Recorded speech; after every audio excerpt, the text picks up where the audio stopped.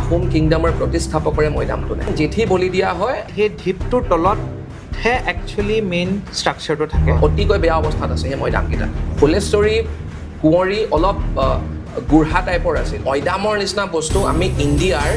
অইন কোনো জেগাত নাপাওঁ আঠাৰ কাৰণে বেছিকেলি এইটো ইউজ কৰা হয় আৰু আচৰিত কথা তাত মাছ ইউজ কৰিছিল বৰালি মাছ মৈদামে আমাক কানেক্ট কৰে ইজিপ্তৰ লগত মৈদামে আমাক কানেক্ট কৰে চাইনাৰ লগত সেইটো প্ৰাচীন ধৰ্মক আমি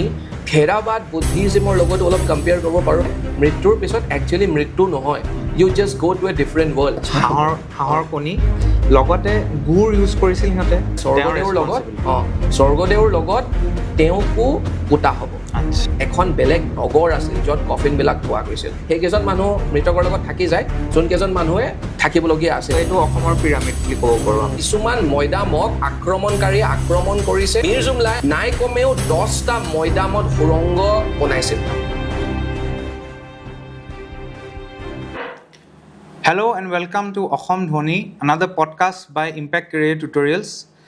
আজি আমাৰ অসমৰ কাৰণে এটা বহুত গৌৰৱৰ দিন Saraidew Moidam has been conferred as a UNESCO World Heritage Site of Cultural Significance.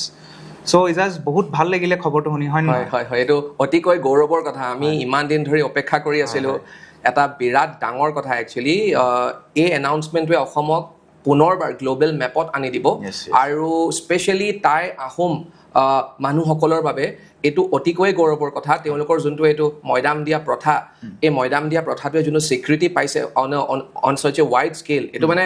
মই বিৰাট আনন্দিত এজ এ হিষ্ট্ৰী লাভাৰ মই বহুত আনন্দিত So talking about moidams যদি আমি চাওঁ যে মৈদাম শব্দটোৰ actually meaningটো কি হয় what is the meaning of the word moidam চোৱা মৈদাম আমি সকলোৱে জানো টাই আহোমসকলৰ এটা নিজস্ব ভাষা আছিল সো এইটো একচুৱেলি এটা টাই আহোম শব্দ মৈদাম শব্দটোক আমি দুটা ভাগত আমি ভগাব পাৰোঁ মই আৰু দাম একচুৱেলি ফ্ৰাং মই তাৰ যোনটো একচুৱেল ৱৰ্ডটো ফ্ৰাং মই সো মই আমি ফ্ৰাং শব্দটো ইমানকে ইউজ নকৰোঁ ফ্ৰাং মই অৰ্থ হৈছে মানে তোমাৰ গ্ৰেভত দিয়া বা কবৰত দিয়া জাষ্ট মানে ইমানখিনিয়ে অৰ্থ ফ্ৰাং মই অৰ্থ হৈছে কবৰত দিয়া বা গ্ৰেভত ডেড বডিটো বা শটো দিয়া আৰু দাম শব্দটোৰ অৰ্থ হৈছে আত্মা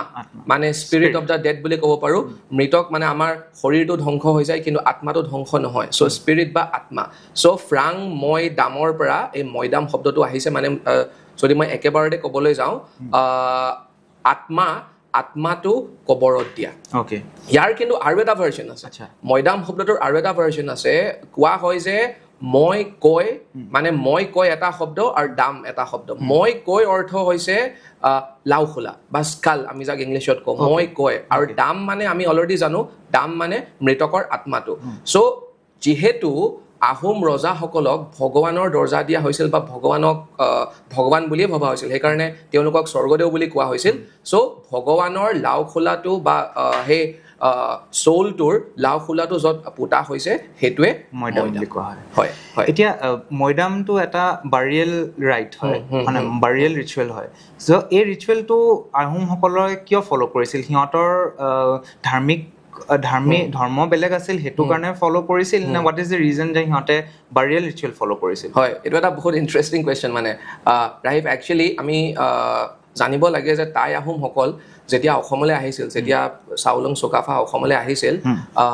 1215 চনত যেতিয়া তেখেতে জাৰ্ণিটো আৰম্ভ কৰিছিল অসম আহি পাইছিল 1228 চনত তেতিয়া টাই আহোমসকলে এটা বেলেগ ধৰ্ম আনিছিল তেওঁলোকৰ লগত এটা বেলেগ ধৰ্ম আনিছিল সেই ধৰ্মটো তেতিয়া আমি জানো তেওঁলোক যেতিয়া মাওলুঙৰ পৰা আহিছিল আৰু ইউনান প্ৰভিন্স বুলিও কয় চ' এটা বেলেগ ধৰ্ম আনিছিল সেইটো তেওঁলোকৰ টাই আহোমসকলৰ প্ৰাচীন ধৰ্ম এতিয়া টাই আহোমসকলে তোমাৰ ক্ৰমান্বয়ে তেখেতসকলে হিন্দুইজিম একচেপ্ট কৰিলে বা আমি যোনটোক আৰিয়ানাইজেশ্যন বুলি কওঁ আৰিয়ান কালচাৰটো আৰ্যসকলৰ যোনটো কালচাৰটো একচেপ্ট কৰিলে কিন্তু এসময়ত তেওঁলোকৰ নিজৰ ভগৱান আছিল তেওঁলোকৰ নিজৰ এটা ধৰ্ম আছিল যেনেকৈ ফৰ এক্সাম্পল তেওঁলোকৰ কিছুমান বিখ্যাত ভগৱানৰ নাম লেংডন জাচিংফা লাংকুৰি চৰাইদেউত এতিয়াও লাংকুৰি দেৱশাল বুলি আছে তাৰ ওপৰঞ্চি এই যোনটো তেওঁলোকৰ প্ৰাচীন ধৰ্মটো হ'ব পাৰে তেওঁলোক এতিয়া most of them বা হ'ব পাৰে এতিয়া বেছিভাগে হিন্দু ধৰ্ম পালন কৰে কিন্তু তাৰে লগে লগে খুব ইণ্টাৰেষ্টিং তাৰে লগে লগে তেওঁলোকে কিন্তু যোনটো তেওঁলোকৰ প্ৰাচীন ধৰ্মটোৰ লগত জড়িত হৈ থকা বস্তুখিনি নিয়ম নীতিখিনিও পাহৰি যোৱা নাই ইয়াৰে উদাহৰণস্বৰূপে তোমাৰ আৰু এটা দেৱশাল আছে লাকুৱাত আছে আমলখি দেৱশাল তাত উমফ্ৰা পূজা পালন কৰা হয় উমফ্ৰা পূজা সো যেতিয়া অসমত যেতিয়া আহোমসকলৰ যেতিয়া ৰাজত্ব চলিছিল তেওঁলোকৰ সময়ত উমফ্ৰা পূজা ৱাজ এ ভেৰি বিগ অকেজন আচ্ছা প্ৰত্যেক বছৰে গোটেই নিয়ম নীতিৰ অনুসৰি বা নিয়ম নীতিৰ সৈতে উমফ্ৰা পূজা একেবাৰে ডাঙৰকে পালন কৰা হৈছিল ইট ৱাজ এ ষ্টেট চেৰেমনি কিন্তু এতিয়া সিমান ডাঙৰকে পালন কৰা নহয় কিন্তু এতিয়াও আমলখি দেৱশালত উমফ্ৰা পূজা পালন কৰা হয় য'ত নানান ৰকমৰ বলি দিয়া হয় ইনক্লুডিং জেঠি বলি দিয়া হয় আৰু নানান ৰকমৰ জন্তু বলি দিয়া হয় আৰু এই উমফ্ৰা পূজাত তেওঁলোকে লেংডনক আদি কৰি যিসকল তেওঁলোকৰ আগৰ ধৰ্মৰ লগত জড়িত থকা ভগৱান তেওঁলোকক পূজা অৰ্চনা কৰে উমফ্ৰা পূজা আৰু ইয়াৰো এতিয়া ঠিক তেনেকে লাংকুৰি দেৱশালতো তেওঁলোকে পূজা অৰ্চনা কৰে আৰু এটা বস্তু আছে টাই আহোমসকলে যোনটো ধৰ্ম আনিছিল বা তেওঁলোকৰ যোনটো আগৰ প্ৰাচীন ধৰ্ম সেইটো প্ৰাচীন ধৰ্মক আমি থেৰাবাদ বুদ্ধিজমৰ লগত অলপ কম্পেয়াৰ কৰিব পাৰোঁ বা তেওঁলোকৰ ধৰ্মটো ইনফ্লুৱেঞ্চ হৈছিল মই কিয় কৈছোঁ এষাৰ কথা কাৰণ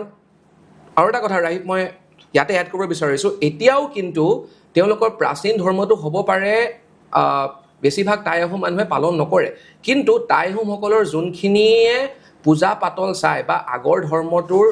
নিয়ম নীতিৰ সৈতে যোনখিনি মানুহ একেবাৰে জড়িত হৈ আছে বা আমি যাক প্ৰিষ্টলি ক্লাছ বুলি ক'ব পাৰোঁ তিনিটা ফৈদৰ মানুহ দেওধাই মোহন আৰু বাইলুং এই তিনিটা ফৈদৰ বেছিভাগ মানুহে এতিয়াও কিন্তু এইবিলাক নিয়ম নীতি পালন কৰি আছে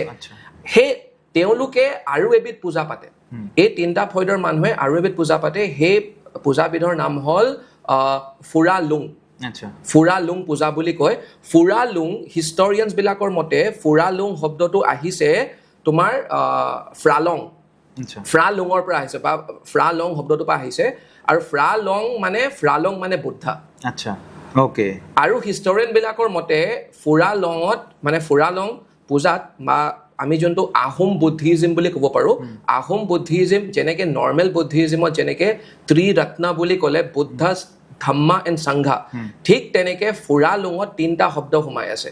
ফুৰা মানে হ'ল বুদ্ধা তাৰে পিছত আহিব তোমাৰ তাৰাক তাহাঁতি বহুত বেছি গুৰুত্ব দিয়ে ফুৰা তাৰা আৰু আলং মানে হৈছে সংঘা চ' ফুৰা মানে হৈছে বুদ্ধ তাৰা মানে হৈছে ধম্মা আৰু আলং মানে হৈছে সংঘা চ' তেওঁলোকৰ ধৰ্মটো বহুত ইউনিক আৰু বহুত ইণ্টাৰেষ্টিং মানে আগৰ প্ৰাচীন ধৰ্মটো আৰু ইয়াৰে যদি আমি এভিডেঞ্চ হিচাপে চাবলৈ যাওঁ কেইবছৰমানৰ আগতে আমাৰ ধেমাজিত এটুকুৰা জেগাত হাবুঙত এটা মন্দিৰ বনাইছে নতুনকে মন্দিৰ এটা বনাইছে এই মন্দিৰটোত টাই আহোমসকলৰ আগৰ ধৰ্মটোৰ লগত জড়িত হৈ থকা ভগৱানখিনিৰ এতিয়াও আমি ষ্টেচুজ কিছুমান আমি দেখা পাম চ' এইটো এটা বিৰাট ইণ্টাৰেষ্টিং কনচেপ্ট আৰু এই তেওঁলোকৰ আগৰ ধৰ্মটোৰ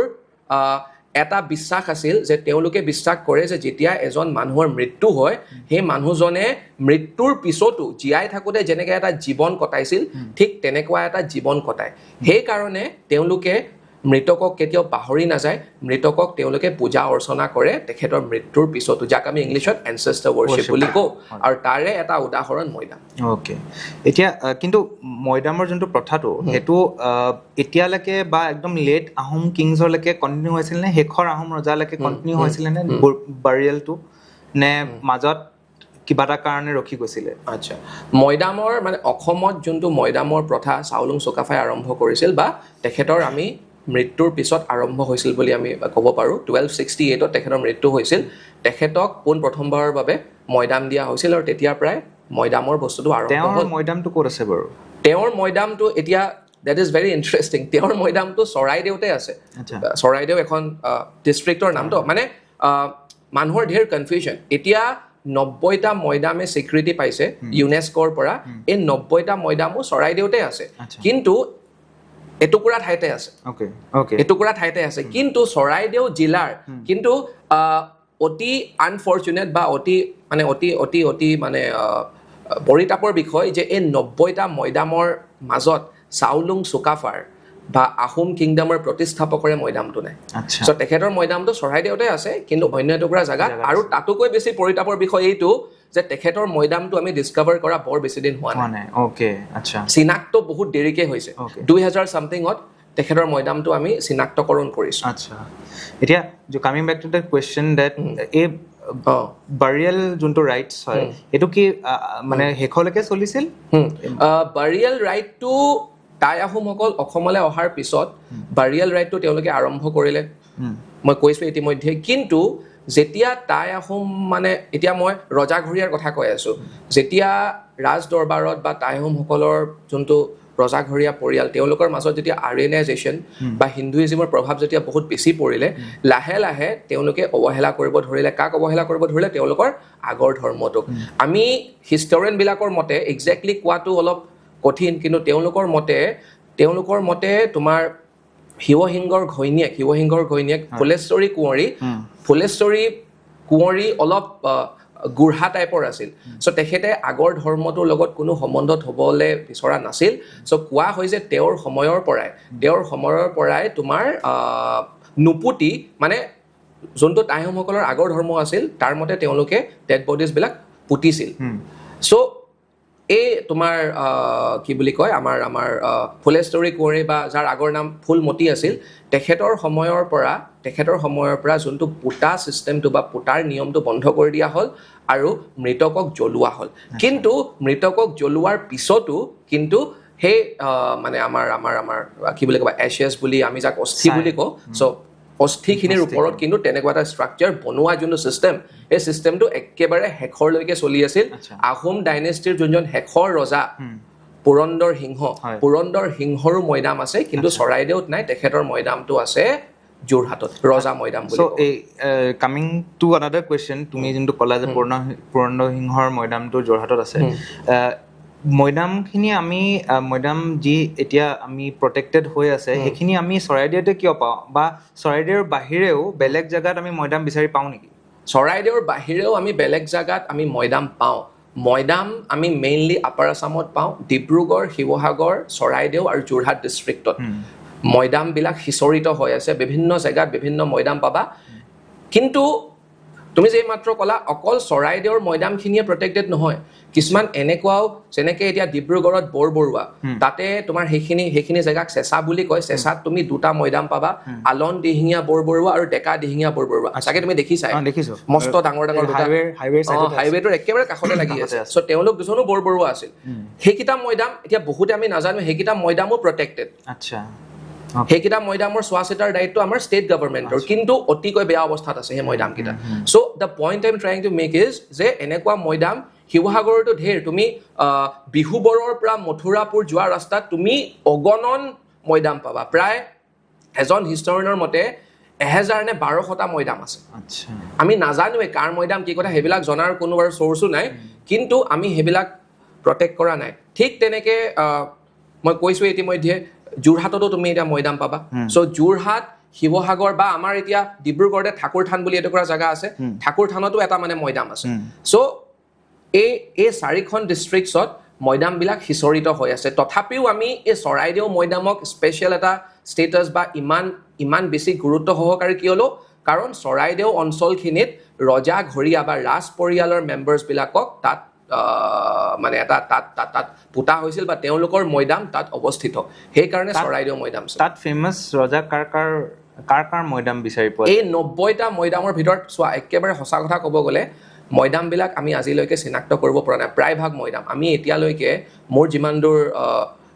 মোৰ জ্ঞানৰ মতে আমি দুটা মৈদাম চিনাক্ত কৰিছোঁ এটা হৈছে গদাধৰ সিংহ আনটো হৈছে ৰুদ্ৰসিংহ কোৱা হৈছে গদাধৰ সিংহ তেখেতৰ মৈদামটো এতিয়ালৈকে আমি যিমানবিলাক মৈদাম ডিস্কভাৰ কৰিছোঁ আটাইতকৈ ডাঙৰ বুলি কোৱা অ'কে চ' ইজাজ আৰু এটা বস্তু সুধিব বিচাৰিছোঁ তুমি যিহেকে মৈদাম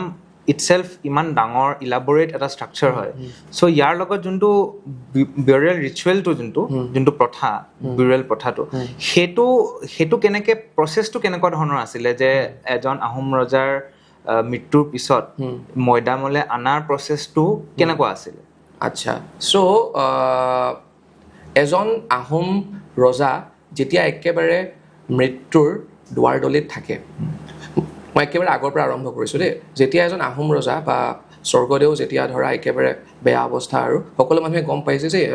ইতিমধ্যে তেখেতে প্ৰাণ ত্যাগ কৰিব বুলি তেখেতক তেতিয়া যোনটো তেখেতৰ পেলেচ বা যোনটো তেখেতৰ কাৰেং ঘৰৰ পৰা বাহিৰলৈ উলিয়াই অনা হয় কাৰেং ঘৰৰ পৰা সেইটো হ'ল ফাৰ্ষ্ট ষ্টেপ কাৰেং ঘৰৰ পৰা বাহিৰলৈ উলিয়াই অনাৰ পাছত এটা বাহেৰে এটা প্লেটফৰ্ম বনোৱা হয় আৰু সেই প্লেটফৰ্মটোৰ ওপৰত তেখেতক বহাই দিয়া হয় আচ্ছা শুৱাই দিয়া নহয় দেই বহাই দিয়া হয় বহাই দিয়া এইটো কাৰণে হয় কাৰণ তেখেতক তাত মানে যোনটো গা ধোৱাৰ যোনটো প্ৰক্ৰিয়া সেই গা ধোৱাৰ প্ৰক্ৰিয়াটো তাত কৰোৱা হয় চ' তেখেতক বহাই দিয়াৰ পাছত তেখেতৰ যোনটো গা ধোৱা প্ৰক্ৰিয়া সেইটো আৰম্ভ কৰি দিয়া হয় আৰু গা ধুৱাওঁতে তেখেতক কি ইউজ কৰে ফৰ এক্সাম্পল হালধি ইউজ কৰে মাটিমাহ ইউজ কৰে আৰু পানী অবভিয়াছলি ইউজ কৰে চ' এই যেতিয়া গা ধোৱাৰ প্ৰক্ৰিয়াটো চলি থাকে তেখেতৰ ভৰি দুখন স্বৰ্গদেউৰ ভৰি দুখন ধোৱাৰ দায়িত্বটো আহি পৰে এটা মানে আহোমসকলৰ কেইবাটাও ফৈদ আছিল ফৈদ মানে ফেমিলি লুখৰাখুন চ' এটা ফৈদৰ নাম লুখৰাখুন চ' লুখৰাখুন ফৈদৰ এজন জ্যেষ্ঠ পুৰুষে স্বৰ্গদেউৰ ভৰি ধোৱায় ইয়াত এটা ইণ্টাৰেষ্টিং কথা এই যোনজন মানুহে স্বৰ্গদেউৰ ভৰি ধোৱাই আছে মানে মৃতকৰ ভৰি ধোৱাই আছে স্বৰ্গদেউৰ হটোৰ ভৰি দুখন ধোৱাই আছে সেই মানুহজনে কিন্তু পাছত আকৌ স্বৰ্গদেউৰ লগত মৈদামলৈ যাব লাগিব আচ্ছা ওকে মানে স্বৰ্গদেউৰ লগত তেওঁকো পোতা হ'ব আচ্ছা লজিকটো কি কাৰণ মই ইতিমধ্যে কৈছোৱে তাইসকলে কি বিশ্বাস কৰিছিল যে মৃত্যুৰ পিছত একচুৱেলি মৃত্যু নহয় you just go to a different world এখন জাষ্ট তুমি এখন বেলেগ জেগালৈহে গৈ আছা চ' তাতোতো দৰকাৰ হ'ব এওঁলোকৰ তাতো দৰকাৰ হ'ব চ' সেইকাৰণে তেওঁকো লুখৰাখন মানে এতিয়া জীৱিত মানুহ পোতাৰ যোনটো প্ৰথা মই এইখিনিতে জাষ্ট মানে এড কৰি থৈ দিওঁ এইটো চলি আছিল টিল দ্য টাইম অফ ৰুদ্ৰসিংহ যেতিয়া স্বৰ্গদেউৰ ৰুদ্ৰসিংহ যেতিয়া ৰজা হ'ল তেখেতে জীৱিত মানুহ স্বৰ্গদেউৰ মানে মৃতকৰ লগত জীৱিত মানুহ পোতাৰ যোনটো প্ৰথা সেইটো বন্ধ কৰি দিলে আৰু তেতিয়াৰ পৰা এটা নতুন প্ৰথা ষ্টাৰ্ট হ'ল সেই প্ৰথাটো হৈছে যে এতিয়া আৰু মানুহ বা জীৱিত তেখেতৰ কোনো এটেণ্ডেণ্ট আমি নোপোতো কিন্তু এজনী চৰাই পোতো আমি চ' এতিয়া যি কি নহওক যেতিয়া গা ধোৱা প্ৰক্ৰিয়াটো যেতিয়া হৈ থাকে গা ধোৱাৰ পিছত তোমাৰ স্বৰ্গদেউৰ যোনটো পাকঘৰ থাকে য'ৰ পৰা তেখেতে যেতিয়া জীয়াই আছিল যোনটো পাকঘৰৰ পৰা তোমাৰ খাদ্য গ্ৰহণ কৰিছিল সেই পাকঘৰটোৰে এটা টেম্পৰেৰী ষ্ট্ৰাকচাৰ বা সেই পাকঘৰটোৰে কিছুমান আমি বস্তু ইউজ কৰি তেখেতসকলে বাহিৰত তেখেতৰ য'ত মানে ডেড বডিটো থোৱা থাকে তাৰ ওচৰতে আৰু এটা পাকঘৰ বনাই দিয়ে আৰু সেই পাকঘৰটোতে কিছুমান বস্তু বনায় যেনেকৈ বইল্ড ভাত বনায় আৰু এজনী চৰাই বইল্ড আৰু মানে তেল চেল নিদিয়ে কিন্তু তেল আৰু নিমখো নিদিয়ে চ' এইবিলাক খাদ্য মৃতকক মানে জাষ্ট এতিয়া মৃতকজন বহি আছে এই প্লেটফৰ্মটোৰ ওপৰত তেখেত বহি আছে চ' তেখেতক জাষ্ট মানে মুখৰ সন্মুখত লৈ যায় খাদ্যখিনি আৰু তাৰপিছত পেলাই দিয়া হয় সেইখিনি খাদ্য কোনেও নাখায় সেই খাদ্যখিনি মানে মই আকৌ কৈছোঁ তেওঁলোকে কি বিশ্বাস কৰে যে একচুৱেলি মৃত্যু হোৱা নাই চ' তেখেতক খাবলৈ দিয়ে এইখিনি কাম হৈ থাকোঁতে ইন দ্য মিন টাইম কিছুমান মানুহে কফিনটো বনোৱা আৰম্ভ কৰি দিয়ে যোনটো কফিনত মানে আল্টিমেটলি সেই হটোক থোৱা হ'ব সেই কফিনটো বনোৱা আৰম্ভ কৰি দিয়ে আৰু কফিনটো বিৰাট ধুনীয়াকৈ বনায় কফিনটোত তোমাৰ সোণৰ পানীও তোমাৰ চৰোৱা হয় আৰু বিভিন্ন ধৰণৰ আটক ধুনীয়া এটা কফিন বনায় কাঠৰ কফিন বনায় আৰু সেই কফিনটোৰ ভিতৰত এখন আৰামদায়ক বিচনা কাৰ্পেট আৰু কোৱা হয় যে কিছুমান ক্ষেত্ৰত গাৰু পৰ্যন্ত দি দিয়া হয় আৰু সেই বিচনাখনৰ ওপৰত স্বৰ্গদেউজন জীয়াই থাকোঁতে তেওঁৰ যোনবিলাক ৰয়েল ড্ৰেছ যোনবিলাক পোচাক আছিল যোনবিলাক দামী দামী পোচাক সেই পোচাকবোৰো ধুনীয়াকৈ সেই বিচনাখনত এৰেঞ্জ কৰি দিয়া হয় বা থৈ দিয়া হয় তাৰ পাছত যেতিয়া স্বৰ্গদেউজনৰ যেতিয়া গা ধোৱা প্ৰক্ৰিয়াটো শেষ হয় তেওঁক আনি সেই কফিনটোত ধুনীয়াকৈ শুৱাই দিয়া হয় তাৰ পাছত কি কৰা হয় সেই কফিনটো এতিয়া অকল শুৱাই দিলে নহ'ব নহয় এতিয়া মই কৈ আছোঁ এইবিলাক চব কাম ক'ত হয় গড়গাঁও বা তোমাৰ ৰংপুৰত হৈছিল কেপিটেলত য'ত কাৰেংটো আছিল যেতিয়া হৈ গ'ল এতিয়া চৰাইদেউলৈ লৈ যাব লাগিব তাতহে তোমাৰ মৈদামবিলাক দিয়াৰ প্ৰক্ৰিয়াটো আছে তো যেতিয়া ইয়াৰ পৰা তালৈ এতিয়া লৈ কেনেকৈ যাব সেইকাৰণে এখন চাঙি নিচিনা বস্তু বনোৱা হয়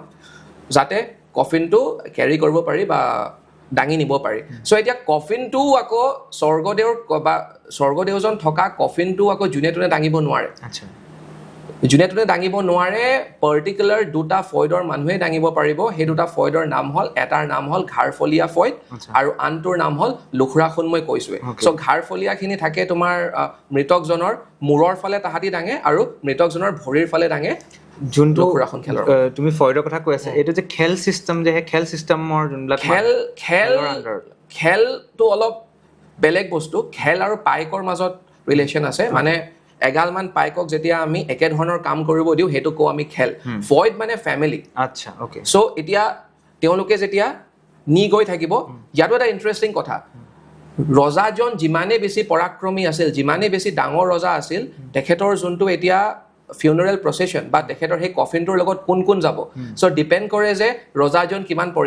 পৰাক্ৰমী আছিল যদি এজন ৰজা যেনেকৈ ফৰ এক্সাম্পল স্বৰ্গদেউ গদাধৰ সিংহ হওক বা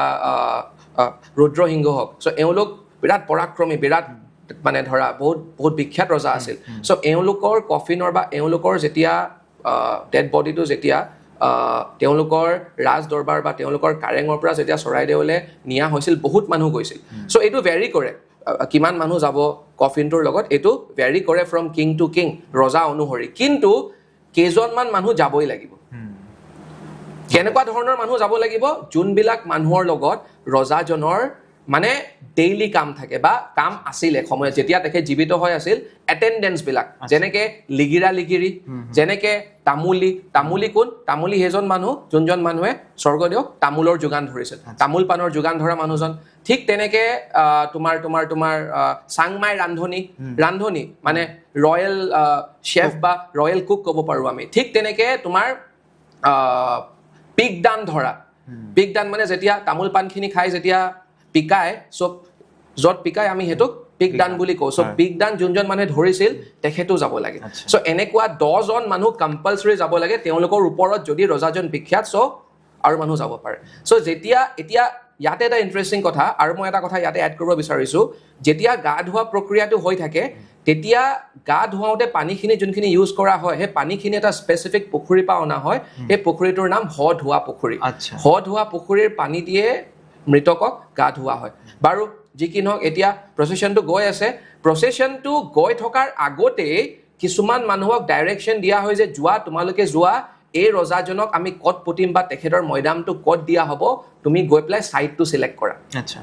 সো হেবিলাক মানুহে নিজৰ কাম অলৰেডি আৰম্ভ কৰি দিলে আৰু সাইট সিলেকশ্যন প্ৰক্ৰিয়াটো কাৰণ তেতিয়া আমি জানোৱে জংঘলো থাকে ন সো হেবিলাক ক্লিয়াৰ কৰিব লাগিব সাফ চিকুণ কৰিব লাগিব সো তেখেতসকলে তাত গৈ পেলাই এটা সাইট সিলেক্ট কৰে আৰু সাইটটোৰ লগত আদান প্ৰদানো হয় যাতে সেইখিনি জেগায় বেয়া নাপায় সেই কাৰণে এই সকল মানুহে এই জেগাখিনিক খুন আৰু কিছুমান ৰূপ দিয়ে তাৰ পিছত সাফ চিকুণ কৰে তাৰ পিছত যেতিয়া ফাইনালি যেতিয়া প্ৰচেছনটো যেতিয়া ধৰা ষ্টাৰ্ট হয় এতিয়া চোৱা তুমি নিজে ভাবা স্বৰ্গদেউক যেতিয়া আল্টিমেটলি য'ত আমি থওঁ তেখেতৰ মানে কফিনটো স্বৰ্গদেউ থকা কফিনটো আমি য'ত আল্টিমেটলি থওঁ আমি যাক চেম্বাৰ ক'ব পাৰোঁ বা ভল ক'ব পাৰোঁ সেইটোক আমি মানে টাই আহোম শব্দত কাৰেং ৰুংডাং বুলি কওঁ মানে কাৰেং ৰুংডাং কফিনটোক আমি কওঁ ৰুংডাং আৰু সেই কফিনটো আল্টিমেটলি আমি য'ত থওঁগে সেইখিনি জেগাক আমি কাৰেং ৰুংডাং বুলি কওঁ সো কাৰেং ৰুংডাং বনোৱাটো ইমান উজু নাছিল আৰু চোৱা কাৰেং ৰুংডাংটোত আল্টিমেটলি তুমি কফিনটো থ'ব লাগিব আৰু কফিনটোৰ হলনি বিভিন্ন ধৰণৰ আৰামদায়ক কিছুমান বস্তু তুমি থ'ব লাগিব সো কাৰেং ৰুংডাংটো এটা ষ্ট্ৰং ষ্ট্ৰাকচাৰ হয় বিৰাট ষ্ট্ৰং ষ্ট্ৰাকচাৰ আৰু কাৰেং ৰুংডাংটো সেই কাৰণে বনাওঁতে সময় লাগিছিল আচ্ছা এতিয়া কথাটো হ'ল যদি কাৰেং ৰুংডাংটো বনাওঁতে আমাৰ সময় লাগে ইমান দিন কফিনটোতো মানে অলৰেডি প্ৰচেছন আহি আছে সো কফিনটো টেম্পৰেৰিলি আমি ক'ৰবাত থ'ব লাগিবতো সো সেই কাৰণে কফিনটো তোমাৰ অস্থায়ী ৰূপে থোৱা গৈছিল এখন বেলেগ নগৰ আছিল য'ত কফিনবিলাক থোৱা গৈছিল সেই নগৰখনৰ নাম আছিল থোৱা নগৰ আচ্ছা তাত কেইদিনমানৰ কাৰণে কফিনটো থোৱা গৈছিল যাতে সিফালে যেতিয়ালৈকে কাৰেং ৰুংডাংটো তৈয়াৰ হৈ নুঠে ৰেডি হৈ নুঠে তেতিয়ালৈকে আমি কফিনটো ইয়াতে থওঁ এই কাৰেং ৰুংডাংটো যেতিয়া বনাইছিলে যিসকল লোকে বনাইছিলে তেওঁলোকো স্পেচিয়েলছ আছিলে নে স্পেচিয়েল অফিচিয়েলছ আছিলে বা স্পেচিয়েল ইঞ্জিনিয়াৰ্ছ বা যিয়ে কওঁ স্পেচিয়েল আছিল এটা বিশেষ পজিশ্যন বা এটা বিশেষ পদবী ক্ৰিয়েট কৰা হৈছিল চাংৰুং ফুকন আচ্ছা চাংৰুং ফুকন আজিৰ তাৰিখৰ ছুপাৰিনটেণ্ডেণ্ট ইঞ্জিনিয়াৰৰ নিচিনা চাংৰুং ফুকন তেখেতৰ দেখৰেখত গোটেইখিনি বস্তু হৈছিল অকল মৈদাম বুলিয়ে নহয় আহোমসকলৰ আণ্ডাৰত যি চিভিল কাম হৈছিল মানে গোটেইখিনি ইঞ্জিনিয়াৰিং তেওঁ এজন বিৰাট পাকৈত অভিযন্তা আছিল সো গোটেই ইঞ্জিনিয়াৰিং কামখিনি চাংৰুং ফুকনৰ আছিল আৰু চাংৰুং ফুকনৰ কথা যে মই মাত্ৰ ক'লো তেখেতেও আকৌ বুৰঞ্জীবিলাক মেইনটেইন কৰে তেখেতেও নিজে বুৰঞ্জীবিলাক মেইনটেইন কৰিছিল যাক আমি আজি কওঁ চাংৰুং ফুকনৰ বুৰঞ্জী এই চাংৰুং ফুকনৰ বুৰঞ্জীৰ পৰাও আমি বহুত কথা শিকিবলৈ পাইছোঁ তাৰ পৰাই এই মৈদামৰ একচুৱেলি চ' এতিয়া কথাটো হ'ল যে এইবিলাক যেতিয়া হৈ গ'ল চ' আল্টিমেটলি কি কৰিব যেতিয়া তোমাৰ কাৰেং ৰুংডাংটো যেতিয়া বনোৱা হৈ গ'ল চ' কফিনটো আল্টিমেটলি আনি কাৰেং ৰুংডাঙত থৈ দিয়া হয় আৰু কাৰেং ৰুংডাঙত থৈ দিয়াৰ পিছত ৰজাৰ লগত তেওঁৰ এটেণ্ডেঞ্চবিলাকো তাত সোমাই যায় অলপ সময়ৰ কাৰণে গোটেইখিনি মানুহ যোন আহিছিল তামুলী পৰা আদি কৰি আচ্ছা তাত চাউডাঙো থাকে তাত তোমাৰ হেংডাং ধৰাও থাকে চ' তোমাৰ চাউডাং নাথাকে হেংডাং ধৰা থাকে হেংডাং ধৰা মানে তোমাৰ পাৰ্চনেল বডিগাৰ্ড চ'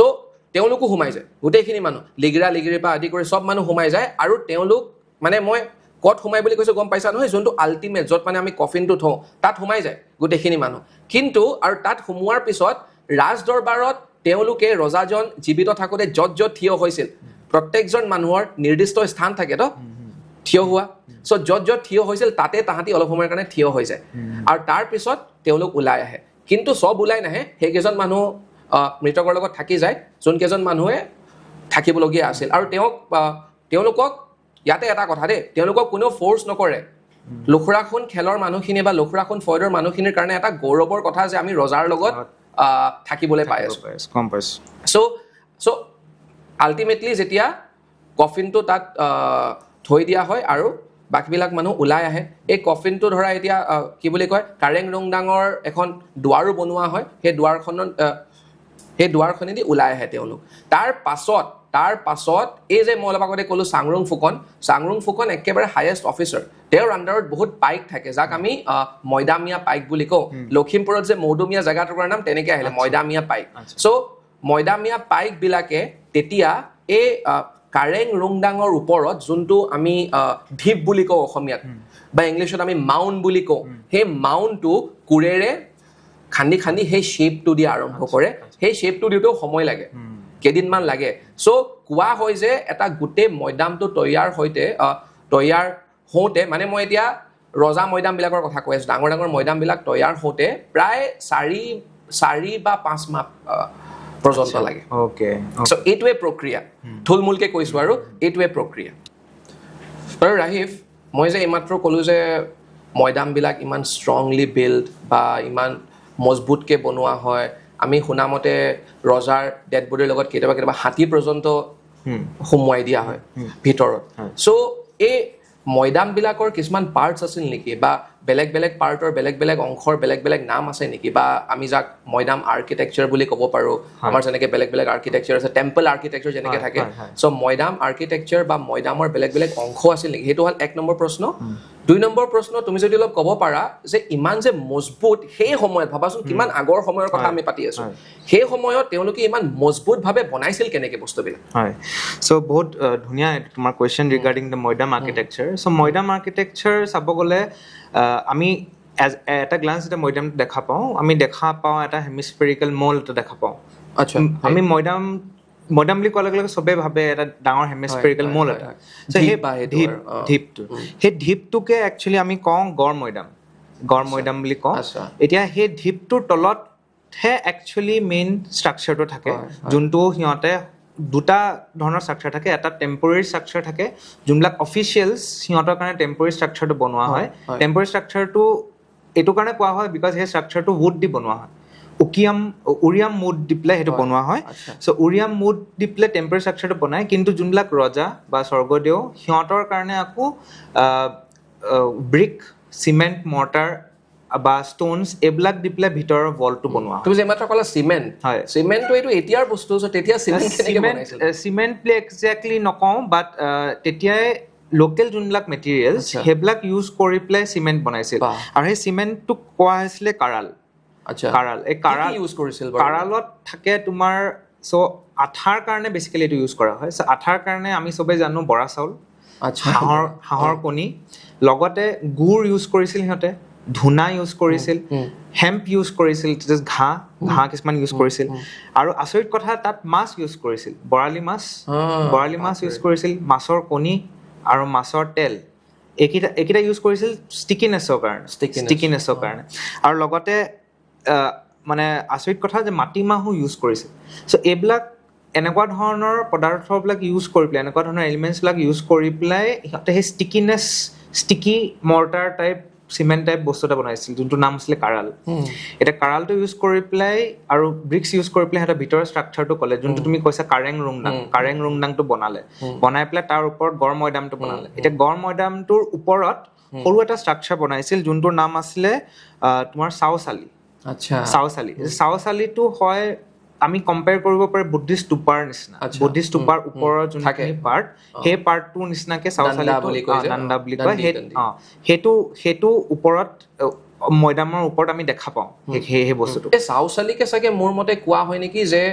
পৃথিৱীক স্বৰ্গৰ লগত কানেক্ট কৰে চাওচালি আৰু কোৱা হয় যে মানে এই স্বৰ্গদেৱৰ যেতিয়া আত্মাটো যেতিয়া মৈদামৰ পৰা স্বৰ্গলে মানে এই চাওচালিৰ জৰিয়তে যায় আৰু সেইকাৰণে চাগে চাওচালিত তেতিয়া মানে ধৰা আহোম যোনখিনি প্ৰিষ্ট আছিল তেওঁলোকে চাওচালিতে কিছুমান বস্তু মানে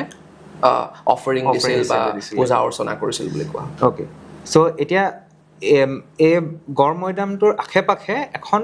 বাউণ্ডেৰী ৱালৰ নিচিনাকে দিয়ে উইচ ইজ ন'ন এজ গড় অনলি গড় বুলিয়ে কয় গড় আৰু এই গড় আৰু মৈদামৰ মাজত ব্ৰিক দি পেলাই এটা সৰু ৰাস্তা এটা বনোৱা থাকে উইচ ইজ ন'ন এজ নাক বুলি কয় আৰু এই ৱালটো অক্টেগনেল হয় যদিও মৈদামটো ঘূৰণীয়া হয় হেমিস্ফেৰিকেল বা ঘূৰণীয়া হয় এইটো অক্টেগনেল হয় 8টা ছাইড থাকে ৱালখনৰ আৰু এই কোণাকেইটাত কৰ্নাৰ্ছকেইটাত এখন সৰু সৰু শৰাই নিচিনাকে পিলাৰ বনোৱা থাকে যাতে মানুহবিলাকে আহি পেলাই তাত পূজা অৰ্পণা কৰিব পাৰে বা অফাৰিংছ দিব পাৰে চ' থুলমূলকে ক'ব গ'লে this is the main architecture of the maidam আৰু যোনটো দুৱাৰদলি সদায় ৱেষ্টৰ ফালে বা পশ্চিম ফালে মুখ কৰা থাকে মৈদামবিলাকৰ চ' এইখিনিয়ে লৈ পেলাই আমি যিমানখিনি জানো মৈদাম আৰ্কিটেকচাৰখিনি আমি দেখা পাওঁ বহুত বস্তু হয়তো আমি ক'ব পাৰোঁ যে অসমৰ পিৰামিডছবিলাকৰ নিচিনা হয় ইজিপ্তৰ পিৰামিড চ' এইটো অসমৰ পিৰামিড বুলি ক'ব পাৰোঁ আমি ইণ্টাৰেষ্টিং আচ্ছা পিৰামিড বুলি ক'লে এতিয়া চবেই আমি জানো পিৰামিড বুলি ক'লে আমাৰ মাইণ্ডলৈ এখন ছবি আহে এই মৈদাম আৰু পিৰামিডছক বা আমি কম্পেয়াৰ কৰিব পাৰোঁ নে নোৱাৰোঁ বা কিবা সাদৃশ্য আছেনে মৈদাম আৰু পিৰামিডছৰ মাজত মানে কিছুমান চিমিলাৰিটিজো আছে কিছুমান ডিফাৰেঞ্চেছো আছে চিমিলাৰিটিজ হ'ল যে এই যোনটো পোতা প্ৰথাটো সেইটো পিৰামিডছতো ইজিপচিয়ানছবিলাকে কৰিছিলে ইয়াত মৈদামতো একে বস্তু কৰে বিউৰেল ভল্ট এটা আছে যোনটো কাৰেং ৰুংডাং মৈদামত আছে যোনটো তেনেকুৱা পিৰামিডছবিলাকতো আমি দেখা পাওঁ বিউৰেল চেম্বাৰ এটা থাকে লগতে সিহঁতেও মৃত্যুৰ পিছত বেলেগ এটা জেগালৈ যোৱা বুলি ভাবে আমিও কি বুলি কয় আহোমসকলেও একেটা বস্তু লাইফ আফটাৰ ডেথ সেইটো বুলি ভাবে আৰু সিহঁতেও সেইটো সময়ত নিজৰ মানে ইজিপচিয়ানছবিলাকে নিজৰ ঘৈণীয়েক লগত যদি কিবা পেটছ থাকে লগত যদি কোনোবা চাৰ্ভেণ্টছ থাকে বা এটেণ্ডেন্স থাকে তাৰ লগত তৰোৱাল বা ৱেপনছ অৰ্নামেণ্টছ সেইবিলাক কাঁহী বাতি সেইবিলাক বৰি কৰিছিল ইয়াতো দেখা পায় এই ছেইম প্ৰথাটো ৰিপিট হোৱা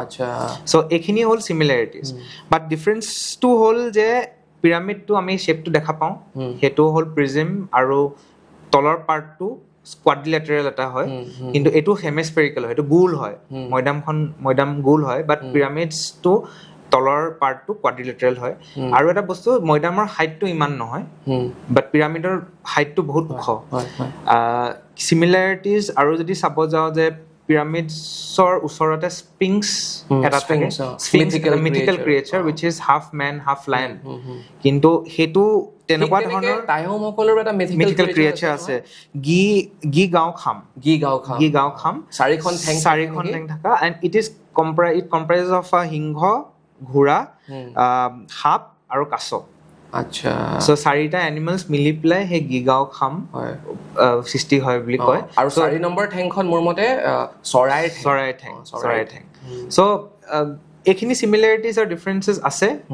উইথ ইজিপ্চিয়ান পিৰামিডছ আৰু এনেকুৱা ধৰণৰ পিৰামিড ষ্ট্ৰাকচাৰ আমি ইনকান চিভিলাইজেশ্যন মায়ান চিভিলাইজেশ্যন ইহঁতৰ তাতো দেখা পাওঁ south east Asia even Vietnam Thailand হয় ইহঁতৰ তাতো দেখা পাওঁ আৰু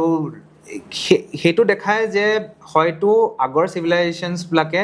নিজৰ ৰজাবিলাকক অনাৰ কৰিবৰ কাৰণে এনেকুৱা ধৰণৰ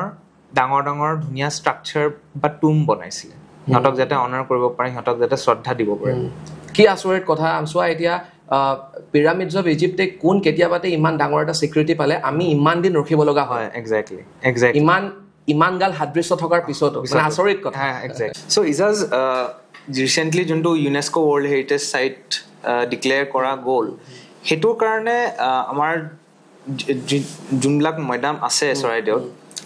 সেইটো কেনেকৈ হেল্প হ'ব বা প্ৰিজাৰ্ভেশ্যনৰ দৰকাৰ আছে বা কিয় দৰকাৰ আছে প্ৰিজাৰ্ভেশ্যন এনেকুৱা ধৰণৰ মনুমেণ্টছবিলাকত কিয় প্ৰিজাৰ্ভেশ্যন দৰকাৰ হয় আৰু এতিয়া এইটো ষ্টেটাছ পোৱাৰ পিছত আমি মানে এই মনুমেণ্টছবিলাকে কেনেকৈ আৰু হেল্প পাব গভৰ্ণমেণ্টৰ পৰা বা কেনেকৈ আৰু অকণমান গ্ৰ' কৰিব পাৰিব প্ৰিজাৰ্ভেশ্যন সংৰক্ষণ কৰাটো অতিকৈ জৰুৰী এক নম্বৰ কথা হ'ল কাৰণ মৈদামৰ নিচিনা বস্তু আমি ইণ্ডিয়াৰ অইন কোনো জেগাত নাপাওঁ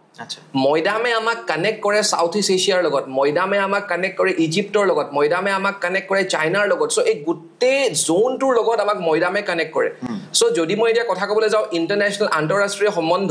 ইণ্টাৰনেশ্যনেল ৰিলেশ্যনছৰ ফালৰ পৰাও চাব গ'লে মৈদামখিনিৰ জৰিয়তে আমি এই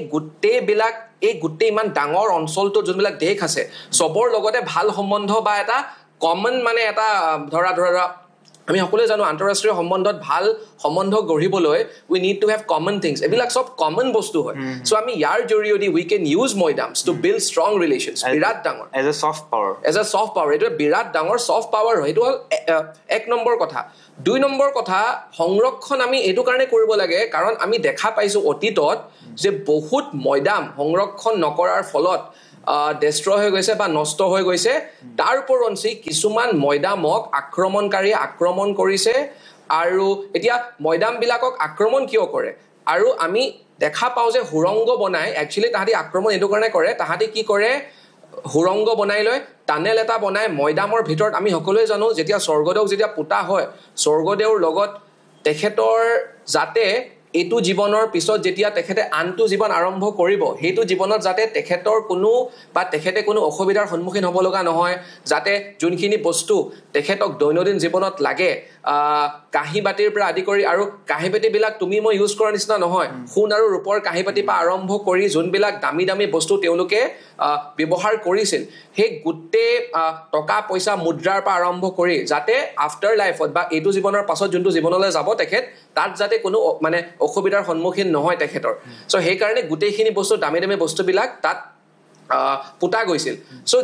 এতিয়া ফৰ এক্সাম্পল হিষ্ট্ৰী আমাক কয় যেতিয়া মীৰ জুমলা আহিছিল অসমলৈ 1662 চনত মীৰ জুমলা অসমলৈ অহাৰ পিছত মীৰ জুমলাক চাগে অসমৰ মানুহ কোনোবাই ক'লে যে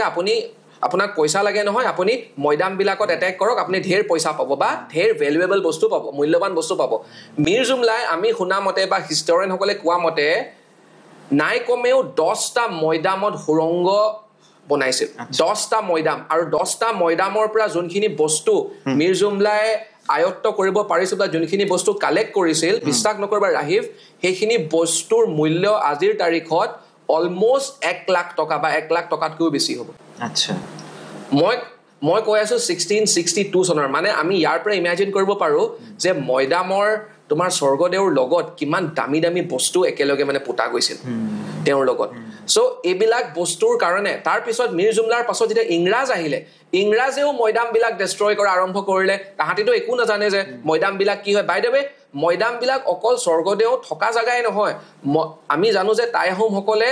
মৃতকক পূজা কৰে আমি যাক ইংলিছত এনচেষ্টাৰ ৱৰ্শ্বিপ বুলিও কওঁ চ' সেই ফালৰ পৰা চাব গ'লে মৈদামবিলাক পবিত্ৰ স্থানো হয় সেইকাৰণে চাবাচোন মৈদামবিলাকৰ ওপৰত বহিব নাপায় বুলি কয় মৈদামবিলাক পবিত্ৰ স্থান হয় যে তুমি অলপ আগতে ক'লা চাউচালিত সেইকাৰণে মৃতক এজনৰ পাছত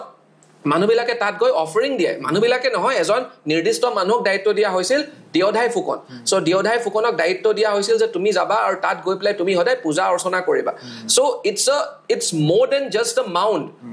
আমি সকলোৱে কৈ থাকোঁ burial place it was more than just a burial place it was a place of worship পূজা অৰ্চনা কৰাৰ জাগা চ' এইবিলাক কিছুমান কাৰণত আমি সংৰক্ষণ কৰাটো অতিকৈ জৰুৰী আৰু তোমাৰ মই ভাবোঁ যে এই ইউনেস্কোই স্বীকৃতিটো দিয়াৰ পাছত এতিয়া গোটেই ৱৰ্ল্ডৰ গোটেই বিশ্বৰে এটেনশ্যন আহি পৰিব এই মৈদামখিনিৰ ওপৰত চৰাইদেউ মৈদামৰ ওপৰত যোন মানুহে নাজানিছিল বিশ্বৰ অন্য জেগাত থকা মানুহবিলাকে সেইবিলাক মানুহেও এতিয়া চৰ্চা কৰিব ল'ব যে আমাৰ ইয়াত যেনেকৈ তুমি অলপ আগতে পেৰুৰ কথা ক'লা মায়ান চিভিলাইজেশ্যন চ' চাউথ আমেৰিকাত থকা মানুহখিনিও গম পাব পাৰে এইবিলাক চব চিমিলাৰ বস্তু চ' অট'মেটিকলি টুৰিষ্ট অহা আৰম্ভ হ'ব পৰ্যটক আহিবই এইটো একেবাৰে গিভেন পৰ্যটকখিনি এতিয়া মৈদামলৈ মই অলপ আগতে গৈ আহিছোঁ চৰাইদেউ মৈদাম আগৰ নিচিনা হৈ থকা নাই আগতকৈ বহুত ধুনীয়া হ'ল কিন্তু কৰিব লগা কাম এতিয়াও বহুত আছে আমি যদি ইচ্ছা কৰোঁ বহুত কিবা কিবি কৰিব পাৰোঁ ইয়াৰে লগে লগে পৰ্যটক অহাৰ লগে লগে চৰাইদেউ মৈদামৰ যোনখিনি ওচৰে পাছৰে থকা অঞ্চলখিনি তোমাৰ কি বুলি কয় দৌল বাগানে হওক সোণাৰীয়ে হওক তাৰপৰা তোমাৰ হাঁহ চৰায়ে হওক নাজিৰায়ে হওক মথুৰাপুৰে হওক এইবিলাক জেগায়ো তোমাৰ বেনিফিট পাব কাৰণ যেতিয়া পৰ্যটক আহে এটুকুৰা জেগালৈ গোটেই জেগা টুকুৰাৰ অৰ্থনীতিৰ লাভ হয় চ' অৰ্থনীতিৰ ফালৰ পৰা চাব গ'লে এইটো এটা বহুত ভাল পদক্ষেপ বা এটা বহুত ভাল মানে কি ক'ম বহুত ভাল ডেভেলপমেণ্ট বা বহুত ভাল ঘটনা হৈছে চ' মই ভাবোঁ যে এই ঘটনাটোৱে অসমক গ্ল'বেল মেপলৈ লৈ যাব অসম এনেও ফেমাছ অসমত ঢেৰ আছে কিন্তু আৰু এটা কথা মৈদামে হ'ল নৰ্থ ইষ্টৰ উত্তৰ পূৰ্বাঞ্চলৰ প্ৰথম কালচাৰেল বস্তু যোনটোৱে ইউনেস্কোৰ পৰা ৱৰ্ল্ড হেৰিটেজ চাইটৰ পাইছে কালচাৰেল বস্তু আৰু নাই কিন্তু এনেই অসমত আছে আমাৰ মানস আছে কাজিৰঙা আছে কিন্তু কালচাৰেল বিৰাট ডাঙৰ কথা এইটো কালচাৰ বহুত ষ্ট্ৰং বস্তু হয় চ' মই ভাবোঁ যে এইটো এটা বিৰাট ভাল ডেভেলপমেণ্ট আৰু আমাক যথেষ্টখিনি সহায় কৰিব মানে অসমখনক গ্ৰ' কৰাত যথেষ্টখিনি সহায় কৰিব বুলি মই ভাবোঁ So ইজাজ বহুত ভাল লাগিলে আজি ডিছকাশ্যনটো কৰি অন মৈদামছ আই হোপ আমাৰ ভিউৱাৰ্ছবিলাকেও ভাল পালে আৰু বহুত কথা শিকিব পালে ফ্ৰম আৱাৰ ডিছকাশ্যন যদি আমাৰ এই পডকাষ্টটো ভাল পাইছে তেতিয়াহ'লে এই পডকাষ্টটোৰ নিচিনা আৰু পডকাষ্ট কিছুমান আমি অলৰেডি কৰি থোৱা আছে এই প্লে'লিষ্টটোত চালে আপোনালোকে গম পাব আৰু যদি ভাল পাইছে আমাৰ চেনেলটো ছাবস্ক্ৰাইব কৰিব আৰু এই পডকাষ্টটো শ্বেয়াৰ কৰিব হয় থেংক ইউ ছ' মাছ নমস্কাৰ